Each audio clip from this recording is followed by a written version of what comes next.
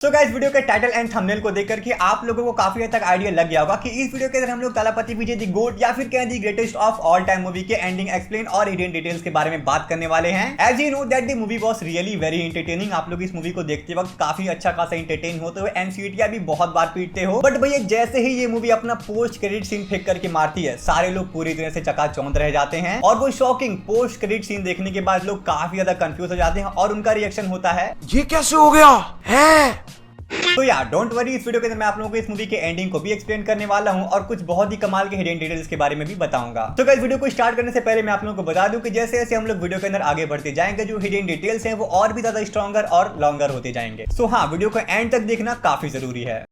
चलो भाई, अगर बात करें अपनी पहली हिडन डिटेल के बारे में तो भाई इस वाले सीन के अंदर आप लोग देख पाते हो कि तलापति विजय के आप लोगों को बहुत सारे वेरिएंट्स या फिर कहीं रोल्स देखने को मिल जाते हैं एंड ये वाला सीन आप लोगों को मूवी के अंदर भी देखने को मिलता है। और मैं बता दूं कि भाई इस वाले सीन को एवे ही नहीं मूवी के अंदर डाल दिया गया है। जैसे कि आप लोगों को पता है कि भाई ये जो मूवी है तलापति विजय के करियर की सेकंड लास्ट मूवी थी। अगर आप लोग इस छोटे से ग्लिम्स को स्लो करके या फिर पॉज कर करके देखने जाओगे तो आप लोगों को पता चलेगा कि भाई इस छोटे से 3-4 सेकंड के एनिमेशन के अंदर आप लोगों को तलापति विजय के करियर की सारे ही रोल्स देखने को मिल जाएंगे, जो कि हाँ एक ट्रिब्यूट के तौर पर मुझे बहुत ज्यादा सही लगा। अब अगर बात करें अपनी नेक्स्ट हिडन डिटेल के बारे में तो भाई ये होने वाली है एक फाइटिंग सीन के दौरान दिखाए गए बार के बारे में। मूवी के अंदर आप लोगों को बार के अंदर एक फाइटिंग सीन देखने को मिलता है और उस बार का जो नाम होता है वो होता है बार 68 सिंस 1974। और हाँ, इस वाले बात को सुनने के बाद शायद से आप लोगों ने गेस कर लिया होगा कि भाई ये the greatest of all time जो मूवी थी ये तलापति विजय की कैरियर की 68th मूवी थी। और हाँ, इसी 68 के नाम पर उस बार का भी नाम रखा गया था और उसके नीचे जो आप लोगों को सिंस 1974 देखने को मिलता है ये बेसिकली तलापति विजय का डेट ऑफ बर्थ है। एंड अगर बात करें अपनी नेक्स्ट हिडन डिटेल के बारे में तो भाई मूवी के अंदर आप लोगों को एक सीन देखने को मिलता है कि तलापति विजय का जो साला होता है मूवी के अंदर वो एक पुलिस वाले के चालान से बचने के लिए अपने जीजा यानी कि गांधी से बात करवाता है और तब यहाँ पर उसका साला कहता है कि तुम मेरे जीजा को जानते नहीं हो कि वो कौन है और उनकी पॉलिटिकल पार्टी कौन है। बट फिर तभी कहता है कि खैर छोड़ो, तुम्हें क्या ही बताऊं, तुम्हें नहीं पता होगा क्योंकि अभी अभी तो अनाउंस की है। और मैं आप लोगों को बता दूं कि ये रेफरेंस तलापति विजय के एक्चुअल रियल पॉलिटिकल पार्टी का ही है जिसका नाम थी तमिलागा वेतरी काजागम है। आई एम सो सॉरी अगर मैं इसको गलत प्रोनाउंशिएट कर रहा हूँ। और इस वाले पॉलिटिकल पार्टी को तलापति विजय ने 2 फरवरी को अनाउंस किया है और यहाँ पर इस वाले सीन के अंदर जो उसका साला है वो इसी पॉलिटिकल पार्टी के बारे में बात कर रहा है कि खैर तुम्हें क्या ही बताऊं, तुम्हें नहीं पता होगा क्योंकि अभी अभी तो अनाउंस की है। अगेन एक काफी सॉलिड एंड काफी कमाल का हिडन डिटेल। और हाँ, एक और फन फैक्ट मैं आप लोगों को बता दूं कि इसी पॉलिटिकल पार्टी के अंदर कंटिन्यू करने के लिए तलापति विजय अपने इस फिल्मी कैरियर को टाटा बाय बाय बोल रहे हैं। अब अगर बात करें अपने नेक्स्ट हिडन डिटेल के बारे में तो भाई मूवी के अंदर आप लोगों को एक फाइटिंग सीक्वेंस देखने को मिलता है जहां पर तलापति विजय काफी हैवीली इंगेज्ड होते हैं और वहां पर उनके हाथ में पिस्टल आता है और वो उस पिस्टल को लेकर के बिल्कुल काउबॉय स्टाइल में धाड़ धाड़ धाड़ 3 बार शूट करते हैं और ये गन फायर करने वाला स्टाइल तलापति विजय का एक काइंड ऑफ सिग्नेचर हो गया है। ऐसा आप लोगों को बहुत सारी पुरानी मूवीज के अंदर देखने को मिलता है एंड अगर मैं सही हूं तो शायद से आप लोगों को ये वाला फायरिंग स्टाइल तलापति विजय की लियो मूवी के अंदर भी देखने को मिलता है। एंड गाइस ट्रस्ट मी, इस पूरे फाइटिंग सीक्वेंस के दौरान मुझे ये जो बुलेट फायर स्टाइल था ये बहुत ही ज्यादा पसंद आया था। अब अगर बात करें अपनी नेक्स्ट हिडन डिटेल के बारे में तो यहाँ पर आप लोग देख सकते हो कि तलापति विजय ट्रेलर के अंदर एक बंदे को डिसार्म करते हैं जो कि एक बिल्कुल करेक्ट टेक्निक है। किसी आर्म्ड बंदे को डिसार्म करने का ये बिल्कुल परफेक्ट एंड एक्यूरेट तरीका है जिसको तलापति विजय इस मूवी के अंदर बहुत बढ़िया तरह से पुल ऑफ कर रहे हैं। बट मूवी के अंदर आप लोगों को एक ऐसा सीन भी देखने को मिलता है जहां पर उसका बेटा जीवन एक कस्टडी रूम के अंदर बंद होता है और उस कस्टडी रूम के अंदर टोटल 3 लोग होते हैं, तलापति विजय का बेटा जीवन और खुद तलापति विजय यानी कि गांधी और उसका एक दोस्त जिसका नाम शायद से सुनील होता है। और फिर तभी उस कस्टडी रूम के अंदर जीवन सुनील को बिल्कुल एग्जैक्ट सेम तरह से डिसार्म करके 3 गोली शूट करता है जो कि अगेन डिसार्म करने की टेक्निक बिल्कुल एग्जैक्ट सेम अपने फादर की तरह और वो 3 गोली फायर करने वाली भी टेक्निक बिल्कुल अपने फादर की तरह। ये डिटेल भी मुझे बहुत शानदार लगा। और गाइस अगर आप लोगों ने इस दी गोट मूवी के ट्रेलर को देखा होगा तो शायद से आप लोगों ने इस चीज को नोटिस किया होगा कि भाई तलापति विजय एक छोटे से पर्टिकुलर फाइटिंग सीन के बाद टॉम क्रूज की मिशन इंपॉसिबल मूवी के बीजीएम को अपने मुंह से प्ले करते हैं जिसको काफी सारे लोगों ने पकड़ लिया था कि हाँ ये जो बीजीएम है ये मिशन इंपॉसिबल का ही है। बट क्यों तलापति विजय मिशन इंपॉसिबल की बीजीएम को अपने मुंह से क्यों प्ले कर रहे होते हैं, इसका आंसर आप लोगों को मूवी के अंदर देखने को मिलता है कि मूवी के अंदर आप लोगों को एक सीन देखने को मिलता है जहां पर तलापति विजय एक काफी ऊंचे से बिल्डिंग से नीचे उतर रहे होते हैं रोप का यूज करके और कुछ इसी तरह का मिलता जुलता सीन आप लोगों को मिशन इंपॉसिबल मूवी के अंदर भी टॉम क्रूज करते हुए नजर आए थे। तो हाँ, इस वाले सीन को करते हुए तलापति विजय को टॉम क्रूज वाली फीलिंग आई होगी जिसके बाद उन्होंने उसके बीजीएम को प्ले किया। अब अगर बात करें अपनी नेक्स्ट हिडन डिटेल के बारे में तो भाई ये वाला डिटेल मुझे इस पूरे मूवी के अंदर सबसे ज्यादा कमाल का लगा। इस वाले डिटेल के अंदर आप लोगों को देखने को मिलता है कि तलापति विजय का जो कैरेक्टर है वो इस एम्बेसी के अंदर फाइट कर रहा होता है और ये वाला सीन आप लोगों को मूवी के अंदर तब देखने को मिलता है जब तलापति विजय सेट से रिटायर हो चुके होते हैं और अपनी लाइफ को बिल्कुल बिल्कुल नॉर्मली स्पेंड कर रहे होते हैं, यानी कि बंदा फाइटिंग वाइटिंग करना पूरी तरह से छोड़ चुका है। बट फिर काफी सालों बाद बंदा एक बार फिर से इस एम्बेसी के अंदर फाइट करता है और इस फाइटिंग सीक्वेंस के दौरान आप लोग बहुत क्लियरली नोटिस कर पाओगे कि भाई यहाँ पर तलपति विजय या फिर कहें गांधी के जो फाइटिंग रिफ्लेक्सेस हैं वो काफी स्लो हो चुके हैं, क्योंकि बंदे की जो एज है वो थोड़ी ज्यादा हो चुकी है। बट डेफिनेटली इस एम्बेसी वाले फाइट के बाद आप लोगों को जितने भी फाइट्स देखने को मिलती हैं वहां पर ओल्ड एज वाले गांधी के भी रिफ्लेक्सेस पहले की तरह काफी फास्ट नजर आते हैं। अब इसका क्या रीजन था आप मुझे कमेंट करके बताओ। अब गाइस अगर बात करें अपने नेक्स्ट हिडन डिटेल के बारे में, तो भाई ये वाला डिटेल भी आप लोगों को इसी एम्बेसी के अंदर देखने को मिलता है, जहां पर जीवन वर्सेस गांधी की फाइट आप लोगों को देखने को मिलती है। अब अगर आप लोगों ने इस मूवी को थोड़ा सा ध्यान से देखा होगा तो आप लोगों को पता होगा कि भाई मूवी के अंदर गांधी की जो फाइटिंग स्टाइल थी वो बहुत ज्यादा कॉम्प्लेक्स या फिर कहें बहुत ज्यादा कॉम्प्लिकेटेड नहीं थी। बट इस वाले एम्बेसी के अंदर जब आप लोगों को जीवन वर्सेस गांधी की फाइट देखने को मिलती है तो इस वाले फाइटिंग सीन के दौरान आप लोग देख पाओगे कि भाई जीवन का जो फाइटिंग स्टाइल है वो काफी हद तक मार्शल आर्ट वाला है। बंदा स्टंट वगैरह भी और जो किक्स वगैरह है काफी तगड़ा मारता है। इसका एक काफी सिंपल सा रीजन है कि भाई बंदा गांधी के साथ नहीं रहा है, बंदा बाहर की कंट्री में रहा है और वहां की ही फाइटिंग स्टाइल को वो कॉपी करता है, जिसकी वजह से हाँ डेफिनेटली उसको जो रिफ्लेक्सेस हैं वो अपने फादर की तरह हैं, बट जो फाइटिंग स्टाइल है वो मार्शल आर्ट काइंड ऑफ है या फिर कहें वो फॉरेन स्टाइल की है। गाइस आप लोगों ने मूवी के अंदर नोटिस किया होगा कि भाई मेनन जो कि मूवी का मेन विलन था वो जीवन को हॉस्पिटल से किडनैप करके अपने घर लेकर के चला जाता है। बट फिर वो बच्चा ऐसे लोगों के हाथ कैसे लग जाता है जो लोग बच्चों से भीख मंगवाने का काम करते हैं। अब गाइस ये काम मेनन के थ्रू इंटेंशनली किया गया था। मेनन जानबूझ करके इस जीवन को उन लोगों के हाथ सौंप देता है जो कि बच्चों से भीख मंगवाते हैं, और वो भीख मंगवाने वाले लोग जीवन को काफी ज्यादा टॉर्चर करते हैं, काफी ज्यादा पेन देते हैं, और फिर जैसे ही वो लोग जीवन की उंगली को स्लाइस करने वाले होते हैं वैसे ही वहां पर मेनन एक हीरो की तरह एंट्री मार करके उस बच्चे को बचा लेता है और फिर बच्चे को बचाने के बाद अपने घर लेकर के चला जाता है। अब ऐसे में जीवन के माइंड में मेनन के लिए काफी पॉजिटिव इमेज बन जाती है। जीवन को लगता है कि मेनन ने मुझे बचाया है इसलिए मेनन ही मेरा सब कुछ है, और इसके बाद से जीवन मेनन को अपना फादर मानने लग जाता है, अपना सब कुछ मानने लग जाता है। और फिर हम लोगों ने बहुत क्लियरली देखा ही था कि भाई मेनन जो जो करने के लिए जीवन से कहता है जीवन वो करता है। इवन अपने बाप को मारने के लिए इंडिया तक भी पहुंच जाता है। बट जीवन एक्चुअली में अपने फादर गांधी के साथ इंडिया कैसे आता है इसके बारे में हम लोग अब बात करते हैं। दोस्तों आप लोगों ने मूवी के अंदर इस वाले सीन को जरूर से देखा होगा जहां पर गांधी अपने बेटे जीवन से पहली बार मिलता है, और जब ये दोनों एक दूसरे से बात कर रहे होते हैं तभी बीच में एक स्नाइपर वाला गोली चलाता है जिसका निशाना चूक जाता है और दोनों लोग वहां से भाग जाते हैं। बट एज यू नो कि भाई स्नाइपर वालों का निशाना इतनी आसानी से कभी भी नहीं चूकता है, स्पेशली तब जब उसका जो सब्जेक्ट है वो बिल्कुल स्टिल खड़ा हो। डेफिनेटली गोली चूकने का एक काफी मेन रीजन ये था कि भाई ये सारी चीजें प्री प्लान थी, गांधी को कभी मारना ही नहीं था, क्योंकि भाई अगर गांधी मर जाता तो जीवन कभी इंडिया पहुंच ही नहीं पाता। इसलिए गांधी को ये भरोसा दिलाना था कि आपको यहाँ पर नहीं रहना है, आपको फिर से इंडिया चले जाना, नहीं तो यहाँ पर आपको लोग मार डालेंगे। ये सारा प्लान जीवन का था और एग्जैक्टली ऐसा होता भी है। गांधी अपने घर जाता है इंडिया और साथ साथ जीवन को भी लेकर के चला जाता है, और फिर जीवन वहां पर क्या करता है